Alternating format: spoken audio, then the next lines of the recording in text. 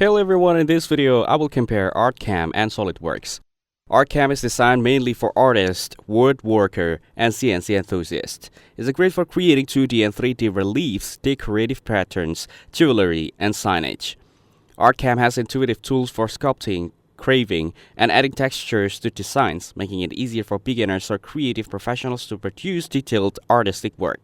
It's more focused on creativity and aesthetic rather than technical or engineering precision. SolidWorks is a professional 3D CAD software used by engineers and product designers.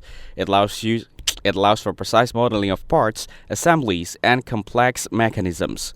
SolidWorks includes simulation tools, motion analysis, stress testing, and manufacturing features, making it ideal for creating functional, real-world products. It's best suited for technical, industrial, and mechanical design where accuracy and engineering standards are critical. In short, Artcam is better if you want artistic freedom, decorative designs, and CNC-focused projects, while SolidWorks is better if you need technical precision, mechanical modeling, and engineering capabilities. Artcam focuses on creativity, and SolidWorks focuses on engineering and functional design. Thanks for watching. Don't forget to like and subscribe for more videos like this.